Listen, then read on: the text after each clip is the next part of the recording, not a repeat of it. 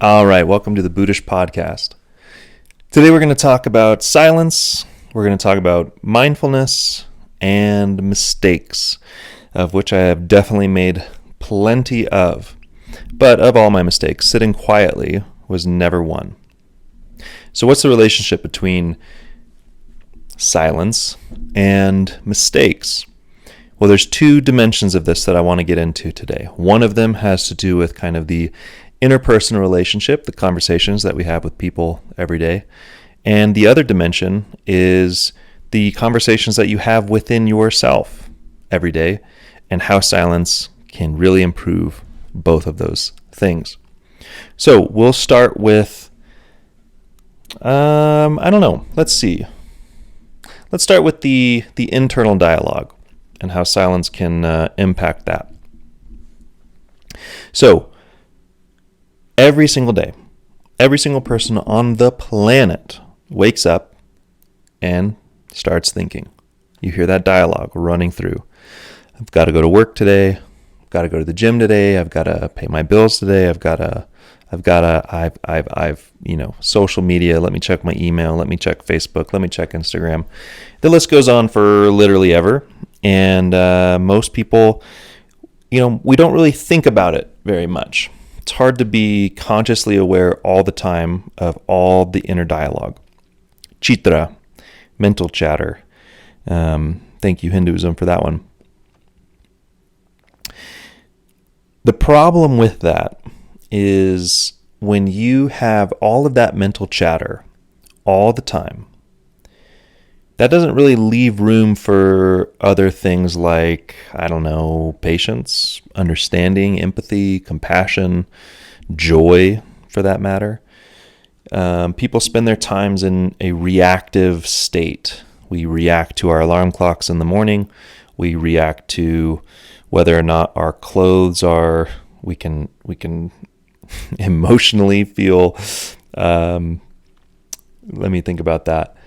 You're getting dressed and you want to feel secure and you want to feel good with your clothes. And so we react even to the process of getting ready in the morning. How do our bodies look when we look in the mirror? How does our face look? How does our hair, our skin look? Thankfully for me, I don't have to worry about my hair too much. And then we worry about how we look in our clothes if we have the right outfit on. We worry about whether or not we're going to eat breakfast, if we have time to eat breakfast, if we're going to skip breakfast. All of this before we're even out of the door. I mean, this is like the first 30 minutes of being awake. Are we going to have caffeine? Are we going to get coffee? Where are we going to get coffee? Is the line going to be long? Is traffic going to be bad? I mean, my God, it doesn't stop. So we react to all of that. If traffic's bad, we get angry, we get frustrated, we might swear at the driver or who knows.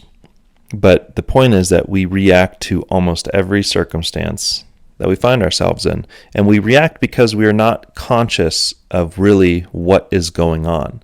We're so preoccupied with our own thoughts about how things should be that we rarely notice how they actually are. And then we determine that how things actually are usually negative. We decide to judge those things. If traffic is going slow, we decide that means that's a attack. It's attacking us. The slow traffic is attacking us. So we feel irritated. We get frustrated. We get angry. We decide that the coffee that we ordered is too hot or it's too cold. We place these values, we place these judgments that may conflict with our expectations.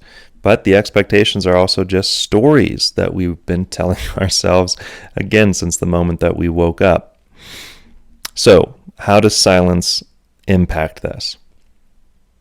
Well, if you're able to become aware of the fact that you are telling yourself all these stories, if you can improve your conscious awareness to the extent that you notice that you're making these expectations, that you have all these built-in hopes for every single stage of your day, well, now you're robbing the moment of its reactive power, because now you're aware. It's like, oh, I noticed that up the road traffic is slowing down. Slower traffic equals slower traffic. Doesn't mean it's good, doesn't mean it's bad, it just is the way that it is. So if you can, when you're raising your awareness, what you're doing is you're quieting the judgmental part of your mind that says this is good or this is bad. And when you have fewer judgments, you're able to be more present-minded in the moment, and you'll find yourself just caring less about what you can afford to care less about. And man, oh my God, does that feel good to let go of all of that BS that we all carry around every single day. So that's how quieting the mind, being comfortable with silencing that inner voice is so important and so profound on your individual level. As you declutter your mind of all those judgments, of all those stories, of all those expectations, you're taking yourself out of a reactive state and you're putting yourself into a responsive state. Now you can respond to things. You can take your time and your measured response and decide, wow, I really don't have to let this bug me. I really don't have to let this bother me. Hey, now I get to enjoy this song on the radio. Now I get to enjoy the sunrise on my way to work. You're just engaging with the environment in a completely different way through silence, by quieting that inner mental chatter. So there's that part. Now, on the interpersonal communication level, let's see, where do I want to start with this? Interpersonal communication, being comfortable with silence. How many conversations have you had? Scratch that. How many arguments have you had with a loved one? Someone that you really deeply care about, that you would never intentionally hurt. But how many of those arguments have gone where you end up saying something that just cuts them to the core? Or vice versa. How many times have you been on the receiving end of that, where someone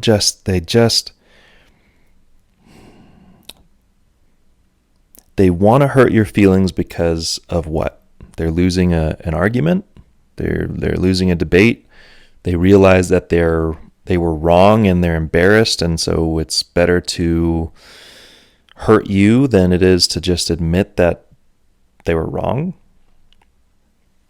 It sounds kind of silly when you really break it down that way, but that's exactly what happens.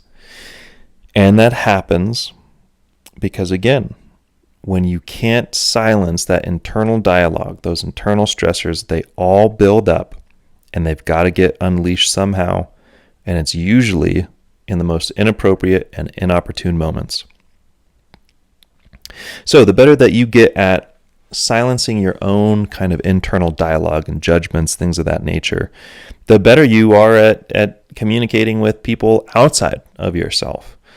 Because now, again, if you can limit the expectations and decide, I'm about to have a conversation with somebody that means a great deal to me.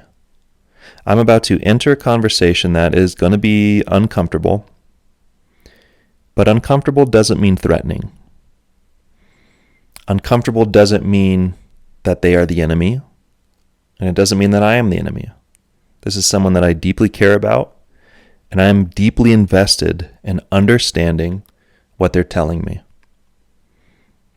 Amazing. Isn't that amazing? Wouldn't that just be wonderful if people could do that with every single conversation?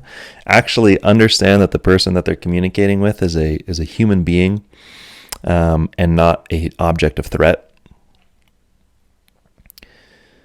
So when we develop an internal state of quiet, when we can limit our negative self-talk, when we can limit the judgments and the storytelling that goes on all the time, then we are allowing ourselves to be more present-minded in every situation.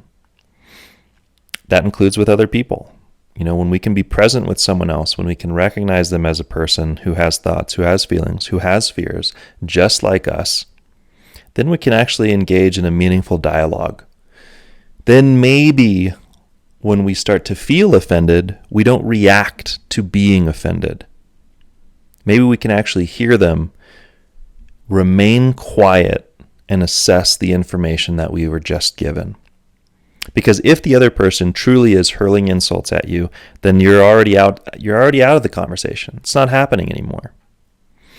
And they're probably someone that is not in a space where that can be turned around to a conversation. So remaining quiet's the best option there.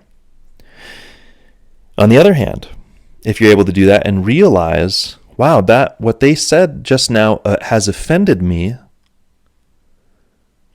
but I don't think that wasn't their intention. I should find out what they meant by that. You're creating all of this space because your brain isn't crowded with all of that other BS. So maybe instead of getting reactive and defensive, you decide to ask, that made me feel uncomfortable, and I'm not sure why. Can you explain what you meant by that? Because I know that you care about me, and I know that I care about you, and so I think I'm missing something, because I don't think you would have said that just to hurt me, but that's what it feels like. That sounds pretty ideal. I know that's probably not very realistic, but maybe it is realistic to at least take a moment to stay quiet. I am a huge proponent of open and honest communication, especially in relationships. That does not mean that reacting, yelling, insulting, that's not communicating. Sometimes the best way to communicate is to take a second and sit quietly and hear and listen and really, really listen. Listen to understand, not just to respond. So hopefully by now that paints a pretty good picture of why silence is important, how silence can impact your own internal state, but as well as your external relationships, friendships, coworkers, even your boss and your manager. It impacts all of those things. So how do you do it? How do you develop the ability to sit quietly? And I am so glad I asked myself that question right now for you, on your behalf. Maybe you were thinking it. The easiest thing in the world. Okay, let me take that back. The simplest thing in the world that you can do to help develop your capacity to sit quietly is to walk yourself through your own environment. That's it. Like I'll give an example. Right now, I'm sitting in a fairly comfortable chair. My ankles are crossed and they're touching. My hands are crossed in my lap. I have a couple pieces of paper in front of me. I have this microphone in front of me and the camera in front of me. And I'm not judging. I'm not judging any of it. I'm just noticing. I'm just being attentive to what is actually here right now. Now, of course, anything that you try to pay attention to. If you're doing a meditation, let's take this as an example. You can do like a 5-minute meditation. I would start with 1 minute. I would start with 10 seconds. Where you just decide to sit down in a comfortable position, close your eyes, and just pour your focus into your breathing. You're going to find out even within that 10 seconds that your mind is going to pull you in a million different directions. You're going to start thinking of what you have to do later that day. You're going to start thinking about a poor conversation you had with somebody from the past. You're going to be thinking about mistakes. Return your focus right back to your breathing. And then do that. Just do that over and over and over. You have a 1,000 opportunities a day to just be exactly where you are, standing, sitting, lying down. Close your eyes and breathe for 10 seconds. Focus on that breath. This is really annoying and it's really frustrating for a lot of people because they realize in that 10 seconds that they have very little control over their mind. It's okay. You're not alone. I've been meditating for 12 years, and I can tell you, it's frustrating, but that's fine, because the benefit and the growth comes from the practice, and it all matters, every single second. In fact, the best way to think about it is as a game that you're playing with yourself to return your concentration and your focus onto your breathing. So instead of getting angry at yourself every time your mind wanders off onto something else, make it a game. Ooh, now I have a chance to come back. Ooh, now I have a chance to come back. Where's my breathing? How does it feel? And you do that over and over and over. So those are probably the simplest ways to really develop the capacity to be silent. Take an interest in your environment and work on paying attention to your breath. It's as simple as that. And over time, you'll just notice more. You'll notice your environment more. You'll realize that you're being attentive to where you are without having to stop and tell yourself to being, stopping and telling yourself to be attentive. You'll just start actually doing it. So I hope this helps. I hope this was an interesting enough first episode, if we want to call it that. And to kind of wrap up, I think this is a perfect quote. It's from the prophet Ferris Bueller. Maybe you've heard of him. Life moves pretty fast. If you don't stop and look around once in a while, you could miss it.